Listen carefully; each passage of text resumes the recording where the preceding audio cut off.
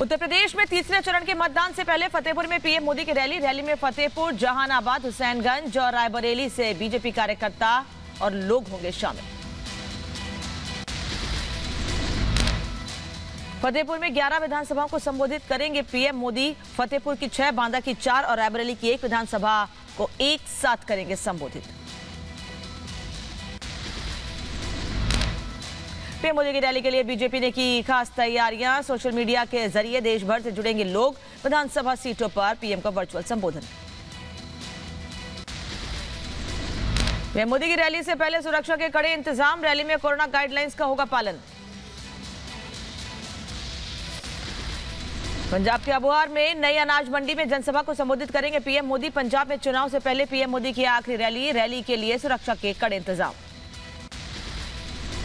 गृह मंत्री अमित शाह फिरोजाबाद, मैनपुरी और लखीमपुर में करेंगे प्रचार। फिरोजाबाद में जनसभा कर बीजेपी उम्मीदवारों के लिए मांगेंगे वोट। झांसी, जालौन, कानपुर देहात में आज सीएम योगी की रैली। बीजेपी उम्मीदवारों के समर्थन में करेंगे प्रचार। झांसी के न्यू दशहरा ग्राउंड में जनसभा को करेंगे संबोधित। समाजवादी पार्टी के अध्यक्ष अखिलेश यादव फिरोजाबाद, मैनपुरी और इटावा के दौरे पर। फिरोजाबाद में जनसभा को संबोधित करेंगे। कार्यकर्ताओं के साथ करेंगे मुलाकात। डिप्टी सीएम केशव प्रसाद मौर्य आज फिरोजाबाद के दौरे पर। बीजेपी उम्मीदवारों के समर्थन में करेंगे प्रचार। रैली को करेंगे संबोधित। कानपुर में केंद्रीय मंत्री स्मृति ईरानी जनसंपर्क अभियान में होंगी शामिल। लोगों से पार्टी को समर्थन देने की करेंगे अपील। बीजेपी उम्मीदवारों के लिए मांगेंगे वोट।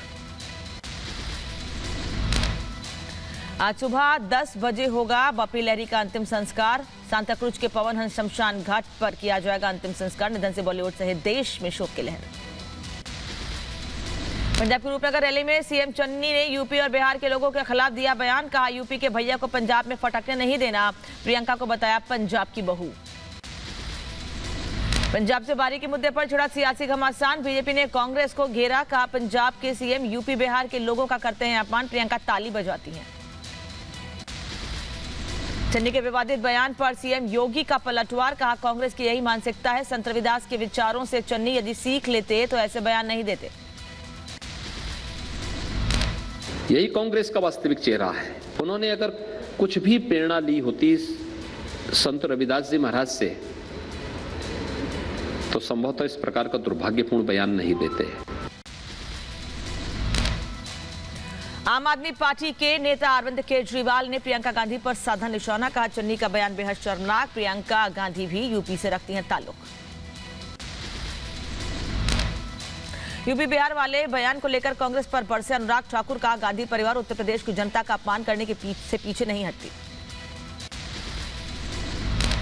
केंद्रीय मंत्री पीयूष गोयल ने कांग्रेस पर साधा निशाना। कहा, यूपी के लोगों का कांग्रेस नेताओं ने नहीं दिया ध्यान, लेकिन योगी सरकार में सबका साथ सबका विकास। केंद्रीय मंत्री मीनाक्षी लेखी ने चन्नी पर साधा निशाना। कहा, चन्नी का यूपी बिहार को लेकर बयान शर्मनाक। कांग्रेस की मानसिकता हुई उजागर। प्रियंका गांधी पर शहजाद पूनावाला ने साधा निशाना। कहा, कांग्रेस का असली चेहरा चरित्र डीएनए फिर आया सामने। बांटो और राज करो की नीति पर काम करते हैं। सीएम चन्नी पर बरसे मनोज तिवारी। का सीएम चन्नी का बयान अभद्र। चन्नी का बयान उनकी छोटी सोच को दिखाता है। कांग्रेस नेता राशिद अल्वी ने प्रियंका को बताया देश की बेटी। कहा, प्रियंका को किसी दायरे में बांधा नहीं जा सकता। किसी प्रांत की बदनामी नहीं करती कांग्रेस। हिजाब विवाद पर कर्नाटक हाईकोर्ट में आज फिर होगी सुनवाई। शैक्षणिक संस्थानों में हिजाब प्रतिबंध को चुनौती देने वाली याचिकाओं पे 3 जजों की बेंच कर रही है सुनवाई। हिजाब विवाद पर बोले कर्नाटक के गृह मंत्री अर्गा ज्ञानेंद्र। कहा, कर्नाटक में शांति का माहौल कायम। स्कूल के बाहर हिजाब निकालकर क्लास में जा रही छात्राएं। कर्नाटक के इजयपुरा स्थित एक स्कूल में हिजाब को लेकर हंगामा। हिजाब में आई छात्राओं को कॉलेज प्रशासन ने रोका। नाराज छात्राओं कॉलेज प्रशासन के बीच नोकझोंक। हिजाब विवाद में खुलकर सामने आया पीएफआई। स्कूल के बाहर लगाए गए पीएफआई के पोस्टर। मुस्लिम छात्राओं से 17 फरवरी को हिजाब के समर्थन रैली में आने की अपील। कर्नाटक के शिवमोगा में लगे पीएफआई के पोस्टर। जानकारी मिलने के बाद पुलिस ने मौलाना आजाद और सरकारी स्कूल के गेट से पुलिस ने हटाए पीएफआई के पोस्टर। कर्नाटक के हुबली में हिजाब को लेकर आर्ट्स और कॉमर्स कॉलेज के छात्रों का प्रदर्शन। छात्रों ने कॉलेज के सामने दिया धरना।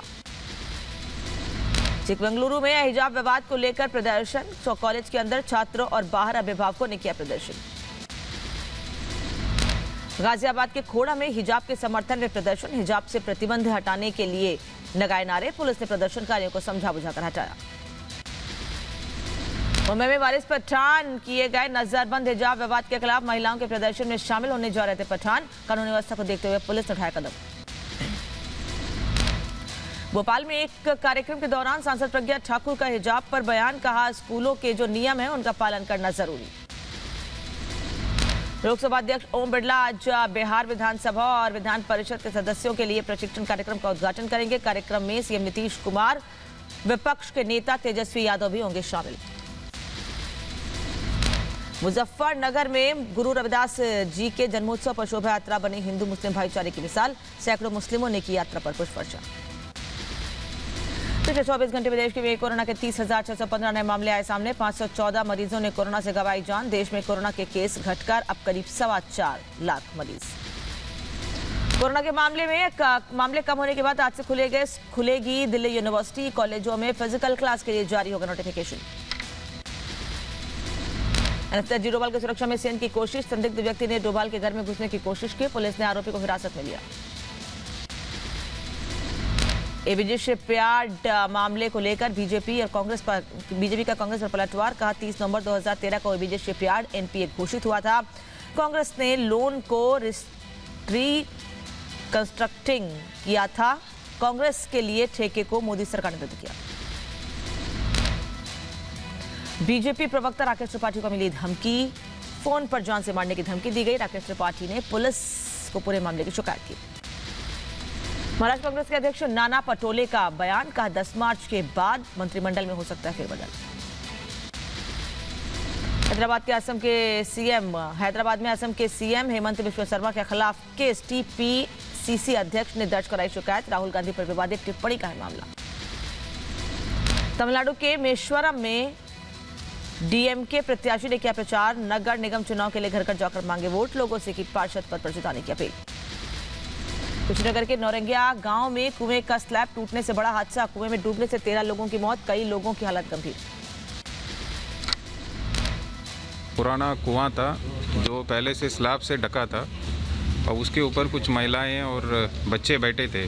एक शादी का कार्यक्रम था, स्लैब टूट गया, 11 बॉडीज यहाँ पे मॉर्चुरी में है। सूचना मिलते पुलिस मौके पर पहुंची, डीएम एसपी भी पहुंचे। विवाह कार्यक्रम के दौरान हुए हादसे के बाद इलाके में शोक की लहर। कुशीनगर हादसे पर सीएम योगी ने जताया दुख, हादसे पर अधिकारियों से ली जानकारी, मृतकों के परिजनों को 4 लाख की आर्थिक सहायता की जाएगी। सुल्तानपुर में पूर्वांचल एक्सप्रेसवे पर हुए हादसे में एक युवती की मौत, 2 अन्य घायल, स्कूल बस और कार में टक्कर के बाद मौके से बस चालक फरार। यूपी के बुलंदशहर में महाराणा प्रताप का बोर्ड उखाड़ने पर 2 समुदायों में विवाद, दोनों पक्षों में पथराव के बाद इलाके में पुलिस बल तैनात। बांदा में एक घर में मिला महिला का शव, पुलिस ने शव को पोस्टमार्टम के लिए भेजा, मौके पर फॉरेंसिक टीम ने जांच की। रायबरेली में डॉक्टर की हत्या मामले में पुलिस ने किया खुलासा, उधार न चुकाने के लिए दोस्त ने ही की डॉक्टर की हत्या, पुलिस ने आरोपी दोस्त को किया गिरफ्तार, भेजा जेल। मुजफ्फरनगर में छेड़छाड़ का विरोध करने पर परिवार की पिटाई, दबंगों ने पीड़ित परिवार को लाठी डंडों से पीटा, घायल हुई मां और पिता को मेरठ रेफर किया गया। प्रयागराज में पैर फिसलने से गंगा में डूबा युवक, परिवार के साथ गंगा नहाने आया था युवक, गोताखोर कर रहे शव की तलाश। बदायूं में ट्रेन से कटकर अज्ञात युवक की मौत, पुलिस ने युवक के शव को कब्जे में लेकर पोस्टमार्टम के लिए भेजा। मुख्तार अंसारी को गैंगस्टर केस में मिली जमानत, मऊ के एमपी एमएलए कोर्ट से मिली बेल, फिलहाल जेल में ही रहेगा मुख्तार अंसारी। गुरुग्राम के सेक्टर 37 में रियल एस्टेट समूह सिग्नेचर ग्लोबल के नए प्रोजेक्ट का भूमि पूजन, सिग्नेचर ग्लोबल मिलेनिया और इन्फिनिटी मॉल 2 नए प्रोजेक्ट ला रहा है। अफोर्डेबल हाउसिंग क्षेत्र की प्रमुख कंपनी है सिग्नेचर ग्लोबल। रूस यूक्रेन संकट के बीच रूस पर नाटो का बड़ा दावा, यूक्रेन सीमा पर रूस ने बढ़ाई सेना। रूस यूक्रेन संकट के बीच अमेरिकी राष्ट्रपति जो बाइडेन का बयान, कहा रूस के हमले का देंगे कड़ा जवाब, यूक्रेन और बेलारूस बॉर्डर पर तैनात है 1.5 लाख रूसी सैनिक।